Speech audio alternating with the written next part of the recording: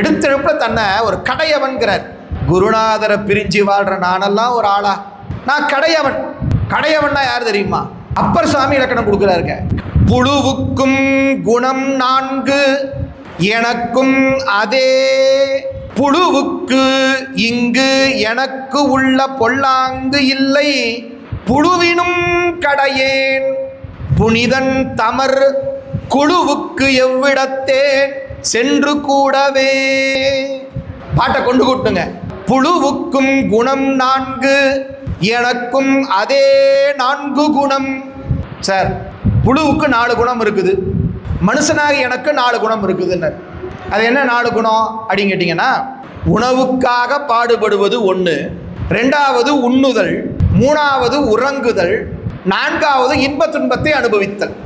நல்லா பாருங்க. புழுவோ மனுஷனோ சம்பாதிக்கிறாங்க, ஓடுறான் 1, சம்பாதிச்சு சாப்பிட்றான் 2, சாப்பிட்டுட்டு தூங்குறான் 3, இன்பமோ துன்பமோ அனுபவிக்கிறான் 4. இந்த 4ம் புழுவுக்கு உண்டு. புழுவும் எங்கேயோ ஓடி போய் ஏதாவது ஒன்றை தேடி சாப்பிடுது, புழுவும் தூங்குது, புழுவும் இன்ப துன்பத்தில் ஈடுபடுது. ஆக புழுவுக்கும் எனக்கும் ஒரே கேரக்டர் தாங்க, 4 குணம் தான். அப்புறம் ஏன் சார் புழுவினும் கடையேன்னு சொன்னீங்க?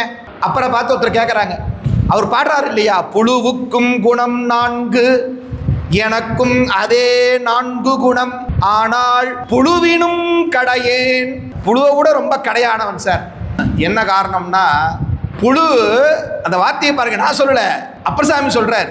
புழுவுக்கு எனக்கு உள்ள பொல்லாங்கு இல்லை. என்கிட்ட இருக்கிற பொல்லாங்கு புழு கிட்ட கிடையாது சார். அது என்ன சார் பொல்லாங்கு அப்படின்னா, நம்ம 4 குணம் இருக்குதா, சம்பாதிக்கிறது, சாப்பிட்றது, தூங்குறது, இன்ப துன்பத்தை அனுபவிக்கிறது. இதுக்காக, இந்த 4 செயலுக்காக புழு யாருக்காவது கெடுதல் பண்ணுதா? நல்லா யோசிங்க. இந்த 4 செயலுக்காகவும் புழு யாருக்கும் கெடுதல் பண்ணாது. ஏன்னா சில பேர் திட்டும்போது சொல்ற அற்ப புழுவே அப்படிங்கிறான். நல்லா தெரிஞ்சுக்கோ, யார் அற்ப புழு? நாம தான்.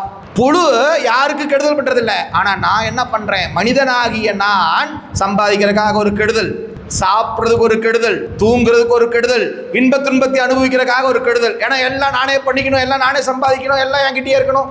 ஆக சொல்றார் அப்பர் சாமி, சார் என்னை விட புழு பெஸ்ட். அப்பர் சாமி வாக்குங்க, அருமையான வாக்கு. என்னை விட புழு பெஸ்ட்டார். அப்ப கடையவன்னா யாருன்னு கேட்டீங்கன்னா, தான் வாழ்வதற்காக பிறரை அழிப்பவர்கள் யாரோ அவர்கள் கடையவர்கள். இப்ப மணிவாசகர் எந்த அர்த்தத்தை சொல்றாருன்னா, நன்றி மறந்தவர்கள் யாரோ அவர்கள் கடையவர்கள்.